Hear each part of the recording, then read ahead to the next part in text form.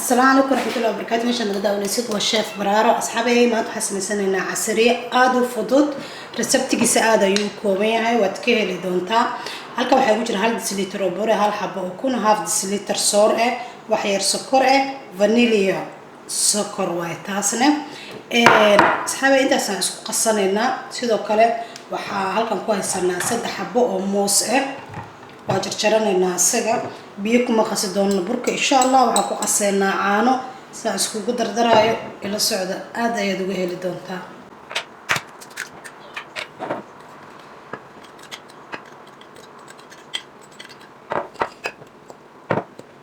asxaabi burkii waa soo qasanay waa kaasa hadda waxa u soo noqonaynaa mooski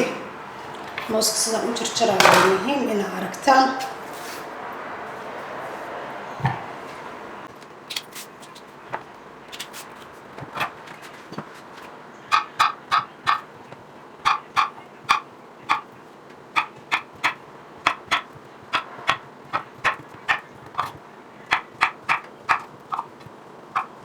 waxaa sameynaysaa mooska xabadiisa aad ugu dhex ridaysaa waad soo qaadaysaa kabacdi saliida ku ridanaysaa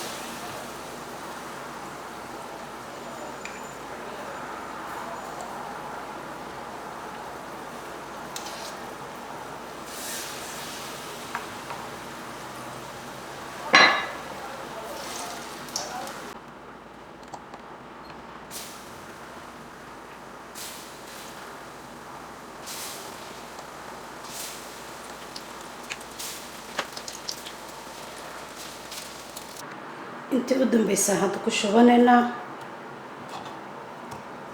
saas marka ugu dhexdhexid sidoo ugu sinna qaadada iska raab waxa ku reebaysaa waxa gadaal ka daayo dhan burka gadaal u dhig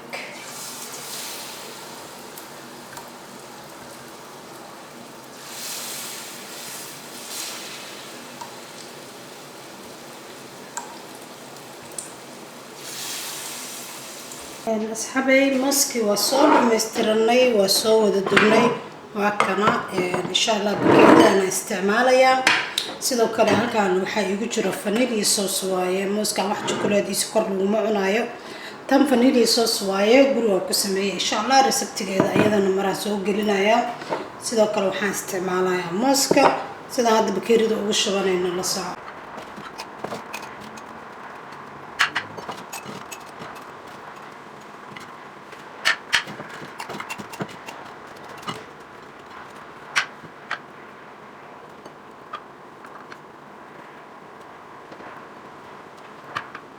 asxaabi moosan korka ka saaranay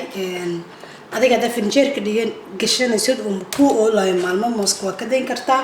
laakiin aniga hada la cunaya hadii alla idmo vanilla isticmaaleyna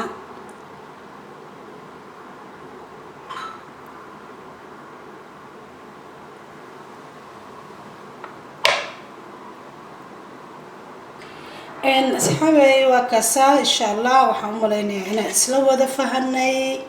mideeda kale waxa fahmi weysaan insha Allah isoo weydiiya si fudud ana idin soo jawaabayo waxa fahmi weysaan waa ku mahadsantiin asxaabi daawashadiina vanilla sauce kan insha Allah reseptigiisa waa soo gelin doona asagana aad ayuu macaan yahay mideeda kale hadaabad qorbaha ku nooshahay vanilla sauce waa mastinaad gacantaada ku samaysatid waayo inta badan ayaka waxay isticmaalaan gelatin